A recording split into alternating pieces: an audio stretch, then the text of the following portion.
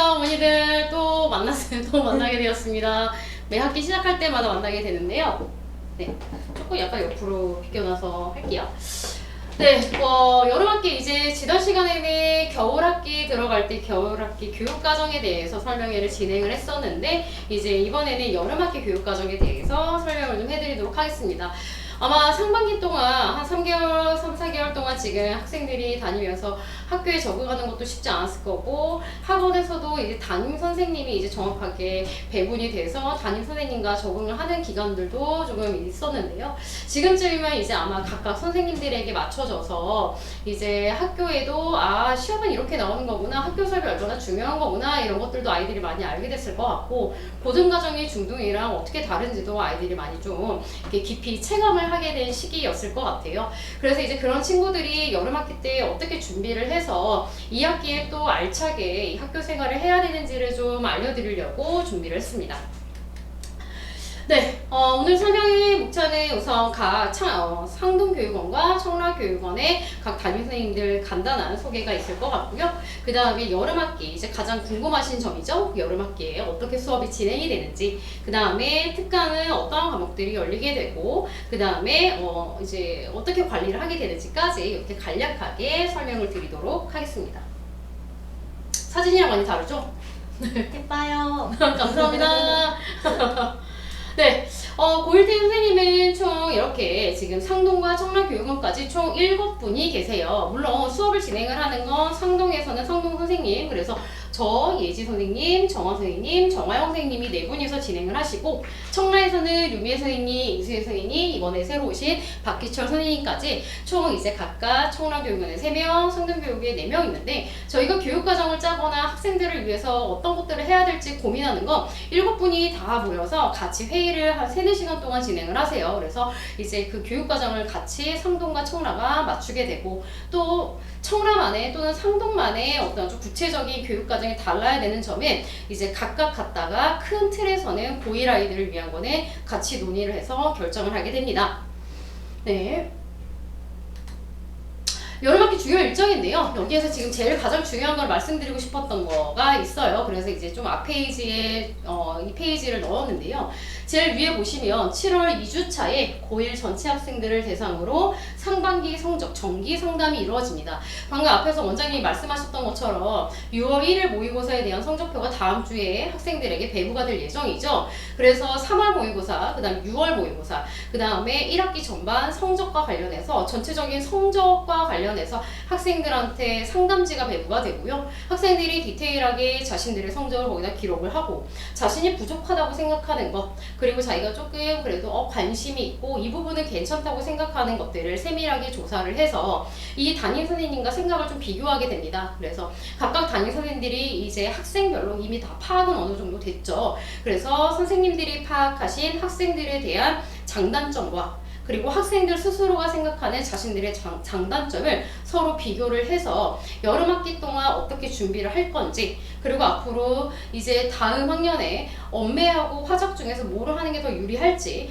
그리고 공부를 해나가는 데 있어서 이 친구는 문학을 조금 더 접근을 해줘야 될지 비문학을 접근을 해줘야 될지 이런 부분들에 대한 큰 방향성을 잡는 상담이 7월 2주차에 전체적으로 다 이루어지게 됩니다. 그래서 상동과 청라가 모두 다 7월 2주차에는 상담을 클리닉 시간에 이루어지게 되니까 그때 꼭 학생들을 빠지지 않고 어머니들께서 보내주셨으면 좋겠습니다. 그리고 그 상담한 내용은 학생하고 선생님만 공유하는 것이 아니라 상담지가 기록이 되기 때문에 그 부분에 스캔을 떠서 다 학부모님들께 발송을 해드릴 예정이에요.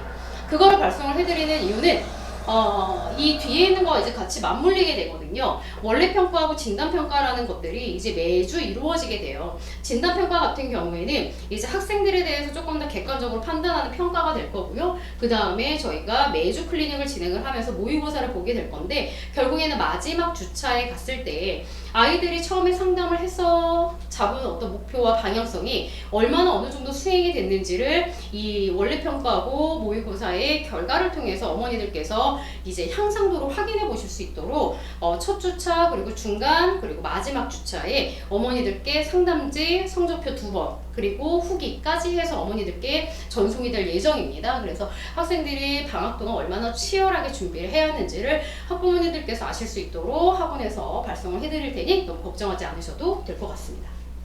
네, 여름학기 특강은 아까 말씀드렸던 것처럼 7월 셋째 주에 개강이 되고요. 과목은 이렇게 세 가지가 열리게 되는데 이 부분에 대해서는 뒤에서 조금 더 자세하게 말씀드리도록 하겠습니다. 네. 이제 교육과정을 설명을 드리려고 하는데요. 이 교육과정을 설명드리기 전에 2학기 때 뭘 배우는지를 어머니들께서 알고 계시면 좀 도움이 될 것 같습니다. 겨울학기 때도 제가 한번 말씀을 드렸었어요. 그때는 서정서사 교술갈래가 들어오고 문법이 의문의 변동과 문장 표현이 들어온다. 그래서 그거를 이 상반기 교육과정에 우리가 겨울학기 때 정규 수업 시간에 그것을 다루게 된다라고 말씀드렸거든요. 저희 학원은 항상 그 교육과정을 짤 때 2학기 때 아이들이 학교에서 내신 때 뭘 배우는지를 먼저 조사를 한 뒤에 그 다음에 교육과정 그리고 교재에 수록을 하게 돼요. 그러니까 선행을 하는 게 목표라고 생각하시면 됩니다. 2학기 국어교과서에 크게 실려있는 대단원들을 약간 뽑아냈는데요. 여기를 보시면 한국문학의 흐름이라고 해서 고전시가 고전소설, 현대시, 현대소설 그러니까 시대의 흐름에 따라서 문학들이 대표적인 작품들이 들어가서 시대별로 어떠한 작품들, 어떠한 갈래가 향유가 됐는지를 이해하는 과정이 들어오게 됩니다. 이게 미래엔 출판사고요. 여기가 아마 비상출판사 있을 겁니다. 비상출판사에서도 고전시가, 현대시, 고전소설 이런 식으로 어떠한 한국 문학의 흐름에 따라서 작품들이 들어가 있고요. 여기 신사고 출판사인데 신사고도 마찬가지로 시대별로 흐름에 맞춰서 문학이 들어가 있죠. 그 다음 두 번째 큰 틀인데요. 아마 1학년 전체 교육과정에서 학생들이 가장 어려워하고 시험을 볼 때도 너무 힘들어하고 또 특목자사고인 친구들은 너무나 디테일한 것까지 학교에서 수업을 하다 보니까 여기까지 지금 공부를 해야 돼 라고 하는 수준까지 공부를 해줘야 되는 단원이 있는데요. 그게 뭐냐면 여기입니다. 여기 보이시나요?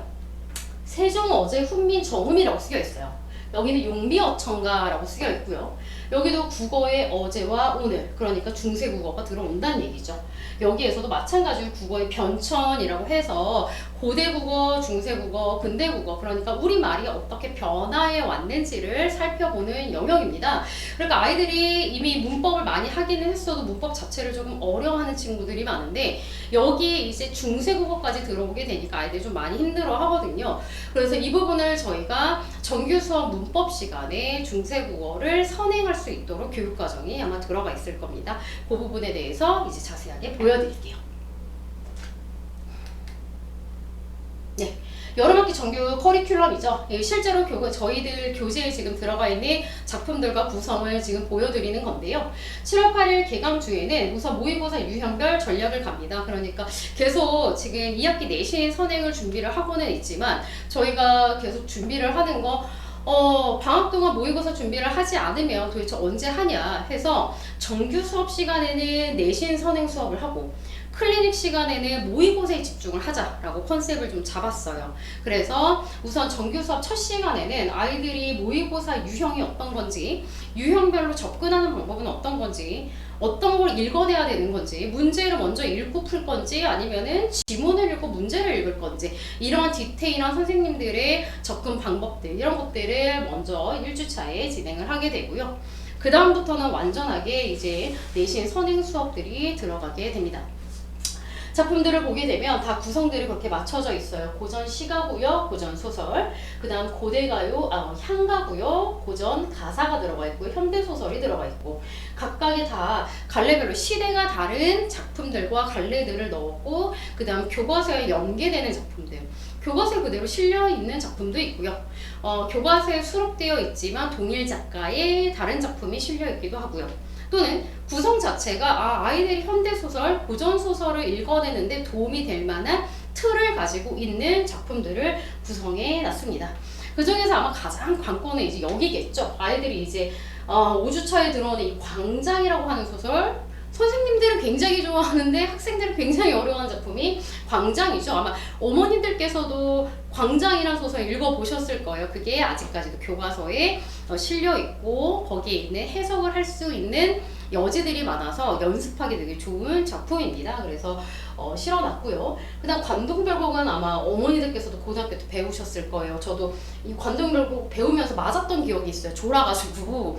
근데 이 관동별곡을 한번 처음부터 끝까지 제대로 현대어풀이를 하고 거기에 나와 있는 문법적인 특징을 아이들이 잘 이해를 하고 숙지를 해놓으면 사실은 어떤 고전 문학도 어렵지 않다라고 판단이 됩니다. 그리고 이 관동별곡은 안 하고 넘어갈 수는 없어요. 거기에 들어가 있는 사대부의 정신이라던가 표현법이라던가 고사라던가 이런 것들이 너무나 방대하게 들어가 있어서 관동별곡을 제대로 해석할 수 있다. 그리고 고전문학에 대해서 공부할 필요 없다. 이제 이렇게도 설명을 할 수 있을 정도입니다. 그래서 여기가 아이들이 힘들겠지만 그래도 꼭 하고 넘어가야 되는 작품들을 수록해놨고요.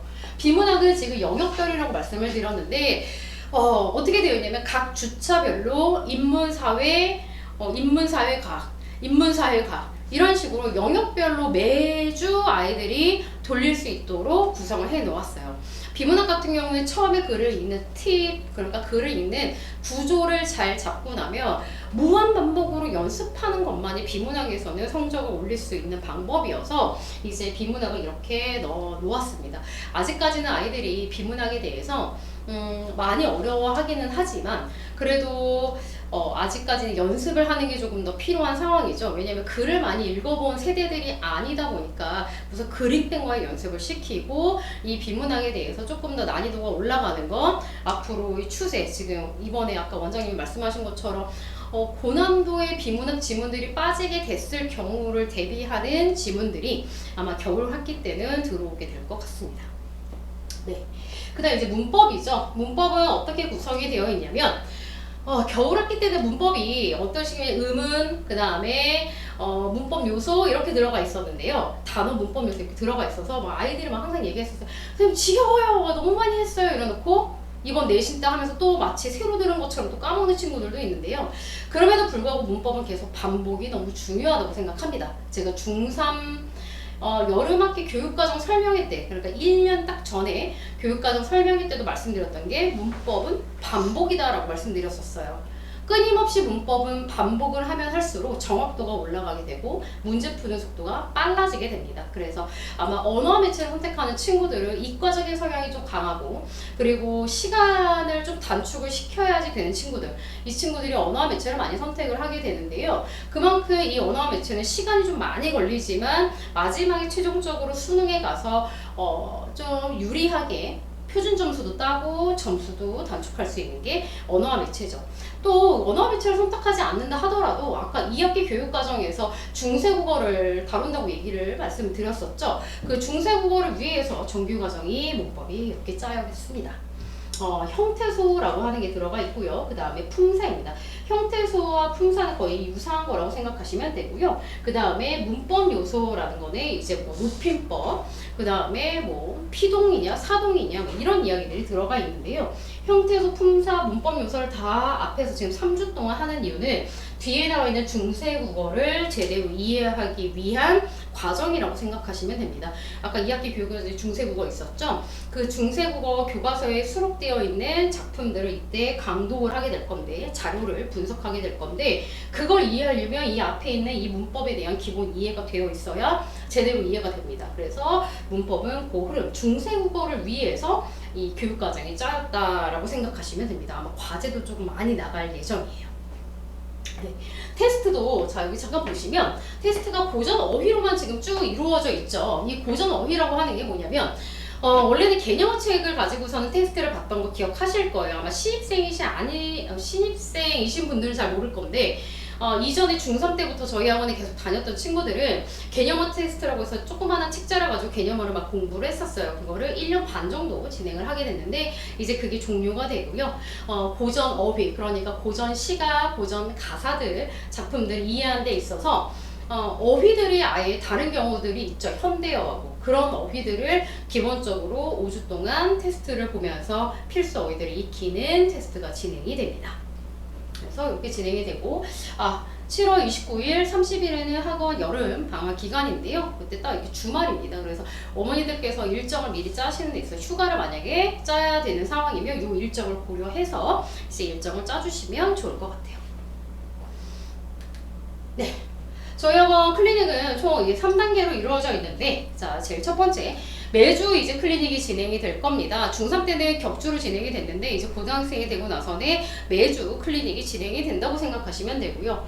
기본적으로 하프 모의고사를 보게 돼요. 하프는 영역별로 좀 잘라서요. 화법, 작문과 문학, 그 다음 독서와 문법이 묶여서 격주로 이제 한 번은 화작과 문학, 한 주는 독서와 문법 이렇게 해서 이제 하프 모의고사를 보게 되죠. 그거 보고 나서 분석하고 학부모님, 학생과 상담까지 이루어지게 되는 게 이렇게 하프 모의고사가 기본적으로 이루어지고요.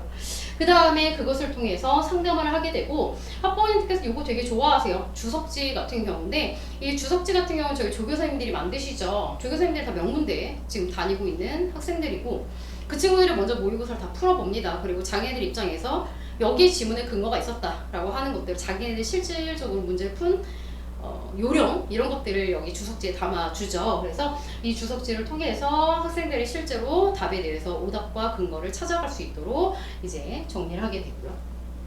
세 번째는 아마 수업 시간에 계속 테스트를 보게 될 것 같습니다. 아까 고전어휘 테스트뿐만 아니라 전시 확인 테스트 그리고 특강에서도 테스트를 통해서 학생들이 끊임없이 자기네들의 수준을 확인하고 자기네가 공부를 해야 되는 이유들을 확인해 나가는 테스트가 진행이 될 예정입니다. 네. 클리닉 시간 같은 경우에는요, 방학 때 조금 1시간씩 좀 당겨져요. 당겨져서 2시, 5시, 7시 이렇게 클리닉 시간이 당겨진다는 거 좀 알고 계시면 될 것 같습니다. 그래서 이 부분은 학생들이랑 같이 시간을 짜게 되니까 어머니들께서도 다른 학원들이랑 일정을 조율하실 때 요거를 고려하셔서 클리닉 시간 확보를 해주시면 너무 좋을 것 같습니다. 네. 여기 쳐보시면요. 네. 이 부분은요. 이게 뭐가 다르냐면 지금 2시부터 시작하는 건 상동교육원의 클리닉 시간대고요. 상동은 오전 시간이 없습니다. 그래서 저희 상동에서는 2시, 5시, 7시에 클리닉이 진행이 되고 자, 여기는 청라교육원의 클리닉 시간이에요. 청라교육원은 오전 시간이 지금 클리닉 시간이 있어서 아이들이 아침 시간을 효율적으로 활용을 할 수 있는 시간대입니다. 그래서 10시, 2시, 5시, 7시 중에 4타임 중에 학생과 선생님이 되는 시간을 골라가지고 보내주시면 그때 클리닉이 진행이 될 것 같습니다. 네. 언제 어디서나 라고 되어 있는데 이건 아마 중3 때도 제가 보여드렸던 슬라이드일 거예요. 저희가 계속 영상을 지금 촬영을 하고 있죠. 그래서 결석을 하게 되더라도 영상으로 보강을 하게 되고요. 그리고 한 가지 더 방학 때는 특강에 대해서는 추가 해설 영상까지 제공이 됩니다. 그러니까 수업 시간에 한 것뿐만 아니라 수업 시간에 다루지 못한 작품을 패드로 영상을 찍어서 추가 영상까지 올라가게 되고요. 지금 내신 기간에도 계속 촬영을 하고 계시는 건 아시죠? 그래서 내신 수업 시간에 찍은 영상을 각 아마 학교별로 단톡방에 선생님들이 올려주실 거예요. 그러면 수업 시간에 들었는데 이해가 된 것 같았는데 또 까먹었어. 그러면 그 영상을 통해서 복습을 할 수 있도록 선생님들께서 살짝은 부담되기는 하지만 그래도 학생들을 위해서 영상을 촬영해서 올려주고 계시니까요. 아이들이 만약 이해 못하겠다라고 하면 선생님이 영상 찍어준 거 있잖아 봐! 라고 집에서 한마디만 해주시면 감사할 것 같아요. 네, 고1반 편성인데요. 아마 시간표도 좀 궁금해 하실 거예요. 아마 저녁 타임에 7시 타임 있던 친구들이 조금 혼란스러운데 이미 학생들한테 반별 고지는 좀 나갔고요. 다시 정규 수업 시간대로 올라오게 됩니다. 그래서 상동 청라 공통이고요. 토요일, 일요일 오전 9시, 1시, 4시 이렇게 총 6타임 중에 선택을 하면 되는 거고요. 여기 별 표시되어 있는 건 최상위 반 친구들이에요. 그러니까 최상위 반이 편성되어 있는 반이고 빨간색은 상동교육원의 최상위 반 구성입니다. 그래서 1시, 4시, 일요일 아침 9시, 1시 이렇게는 상동교육원의 최상위 반 편성이고요. 파란색 별표되어 있는 건 청라교육원의 최상위 반 편성입니다. 근데 단 청라교육원 같은 경우에는 학생들의 구성을 보고 학생들이 혹시 9시가 더 좋다라고 하면 이동이 될 가능성은 있다고 하거든요. 그래서 아마 최상위 반 편성이 이루어지는 대로 선생님들이 공지해 주실 테니 그거는 조금 양해를 해주시면 감사할 것 같습니다. 네. 최상위반 편성은 어떻게 되는지 궁금하실 수 있죠. 기존에 있던 학부모님들께서는 아시고 계시는 사실이지만 새로 온 학부모님들께서는 여기를 조금 보시면 내신하고 모의고사 성적이 각 1.5등급 이내 안에 들어왔을 경우, 그러니까 성적이 기준이 되는 거죠. 1.5등급. 그러니까 모의고사 3월이랑 6월 중에 한 번에 1등급, 한 번에 2등급 정도는 나와야 이제 최상위반으로 올라갈 수 있는 기준점이 될 거고요. 내신이 1 나왔다라고 하면 내신을 가지고는 사실 최상위반 편성을 그렇게 완벽하게 하지 않지만 학생이 최상위반에 가고 싶어 하고 아이가 내신도 1등급 나왔어. 근데 모의고사 한 3 정도야? 그러면 선생님들끼리 좀 논의를 하세요. 그 친구 학습 태도에 대해서 어떠냐? 최상위반에서 잘 따라갈 수 있겠느냐? 라고 얘기를 해서 괜찮다 하면 이제 최상위반으로 이동이 됩니다. 그래서 최상위반으로 갔을 경우에는 이 빨간색 있는 시간표에 이동을 해야 된다는 거 알고 계시면 좋을 것 같아요. 네. 자, 여름학기 특강이죠. 7월 20일부터 이제 개강을 하게 됩니다. 그러니까 19일이라고 아까 말씀드렸는데 저희는 상동은 수요일에 개강을 하지 않고 목요일에 개강을 하게 돼요. 수요일까지 학교 나가는 학교들이 있어서 목요일에 개강 날짜를 잡았고 여기에 있는 문법 특강, 계속 문법은 저희 신청 선생님께서 전담하고 계시죠. 여기에 있는 문법 특강은 중세국어를 조금 더 자세하게 다루게 되고요. 중세국어에 대해서 배우기 전에 형태소도 좀 더 자세히, 품사도 자세히, 문법 요소 자세히, 중세국어 많이 이제 이런 식으로 이제 열리게 될 것 같고요. 고전 시간 같은 경우에는 사실 저희가 겨울학기 때도 많은 친구들이 고전 시간 들었고 거의 다 마감이 된 반이었는데 왜 또 열었냐면 신입생 친구들이 좀 많았어요. 그 학기가 시작을 하고 나서. 그래서 고전 시를 못 들은 친구들이 꽤나 많더라고요. 그래서 그 친구들을 위해서 고전 시간을 열었고 그 다음에 세 번째 현대문학인데요. 현대문학은 제가 이제 마지막으로 문학 특강을 거의 연다고 생각하고 연 건데 뭐냐면 고1 정도 되면 이제 문학은 한 2바퀴 정도는 다 돌아갔어야 된다고 생각을 하는데 아직까지 문학을 감으로 푸는 친구들이 있더라고요. 그래서 이 친구들을 위해서 시를 접근하는 방법, 소설을 접근하는 방법을 조금 체계적으로 알려줘야겠다 해서 현대문학 특강이 개강이 됩니다. 네. 그 다음에 여기는 청라의 특강 개강 과목입니다. 고전시가가 청라교육원은 겨울학기 때 고전시가를 많이 듣지 않고 그때 개강이 안 된 걸로 제가 알고 있는데 이번에 그래서 여름학기 때 고전시가가 아마 청라교육원에서는 조금 많이 학생들이 이번에는 꼭 듣고 넘어가야 되는 특강이지 않을까 싶고요. 그래서 2반이 열려있는 상황입니다. 그 다음에 비문학 특강이라고 임수인 선생님이 지금 굉장히 노력해가지고 고생하면서 자체 교재를 만들고 계세요. 그래서 저희들도 엄청 기대를 하고 있는데요. 비문학에서 조금 어려움을 겪는 친구들, 독해 자체가 좀 어려운 친구들을 위해서 임수인 선생님께서 저희 학원 학생들의 눈높이에 맞춰서 교재를 제작하고 계십니다. 그래서 그 교재로 수업이 진행이 되는 비문학 특강이 하나 개설되고요. 문법은 저희 상동교육원과 동일한 커리큘럼으로 동일한 책으로 진행이 될 예정입니다. 네. 아까 원장님께서 나눔 관리라고 말씀하셨는데 살짝 부담스럽긴 했는데 사실 이건 저희가 항상 하고 있는 것들이죠. 항상 하고 있는 관리 시스템인데 그거를 이름만 조금 붙인 거예요. 가끔씩 저희 선생님들이 항상 하시는 말씀이 우리 애들을 성적만 올려주는 거면 참 좋겠다. 근데 뭐도 해야 돼? 막 멘탈 관리도 좀 해줘야 돼. 이렇게 동기부여도 좀 해줘야 돼. 이제 막 이런 것들까지 이제 다 들어가고 있죠. 그래서 뭐 하나의 야육자? 뭐 이런 그 느낌을 받을 때도 있어요. 근데 그걸 기꺼이 선생님들께서 즐거운 마음으로 하고 계시고 책임감을 갖고 하시죠. 뭐야 너 그냥 가. 이게 아니라 애정을 담고 있다 보니 과해질 때도 있고 네 그러면서 아이들이랑 이제 해나가고 있는데요. 그 관리의 기본적인 시스템은 이렇게 이루어지게 됩니다. 정규 수업에 대한 피드백 아마 문자로 나갈 건데요. 이제는 아마 문자 학원 번호로 나가게 될 거예요. 그걸 제가 살짝 시스템을 바꾸긴 했는데 선생님들이 보내시는 건 맞으세요. 정규 수업 피드백. 그 다음 다시 이 과제 학습 계획서가 부활하게 됩니다. 어떤 친구는 이 과제 학습 계획서가 월 1일별로 매일매일 과제 안내문이 나갔던 것에 대해서 선생님 2학기 내신할 때는 2학기 내신 때도 이렇게 해주시면 안 돼요 라고 하는 친구들도 있었어요. 그래서 이번에는 여름학기부터 내신 때도 이 과제 안내도 이렇게 나가는 게 어떨까 고민을 좀 하고 있고요. 그다음 성적표는 아마 이틀을 계속 보셨을 거예요. 영역별로 학생들의 점수 득점 현황을 보실 수 있을 것 같고요. 그 다음 학생에 대한 학습 상황을 보고하는 건데요. 이 부분은 받으시는 학부모님도 있으시고 못 받으시는 학부모님도 있으실 거예요. 이거를 받았다라는 거는 학생에 대해서 선생님 뭔가 할 말이 좀 되게 많은 상황이죠. 그때 카톡을 보내시거나 아니면 전화를 하시게 되는데 어떤 특이사항이 있거나 학생에 대해서 어머니들께서 뭔가 알고 계셔야 되거나 뭔가 보고를 해야 되는 상황일 때 계속 주기적으로 이렇게 카톡으로 학생에 대해서도 안내를 드리도록 하겠습니다. 네, 마지막이고요. 지금 7월 8일날 개강하게 되니까 제가 제일 걱정하는 건 이거죠. 시험이 끝났으니까 좀 한 주는 놀아야겠다. 그거를 잠시 미뤄두시고 7월 29, 30일에 어차피 학원 방학이 있죠, 어머니. 그러니까 7월 8일부터 정상적으로 수업에 임할 수 있도록 해주세요. 왜냐면 학생들이 지금 내신 있는 거에 같이 그 흐름에 맞춰가지고 공부를 하는 거, 그 흐름을 좀 타야 되는데 갑자기 중간에 딱 끊어버리면 아이들이 7월 한 달을 다 놀고 싶어 하는 경우들이 되게 많아요. 그래서 이 7월 8일 조금 보내줬다가 마지막 주에 한번 쉬고 그 다음에 다시 8월에 준비를 하고 이제 내신 또 다시 들어가야 되니까, 그러니까 7월 8일 꼭 학생들이 결석하지 않도록 어머니들께서 좀 도와주시길 부탁드릴게요. 감사합니다.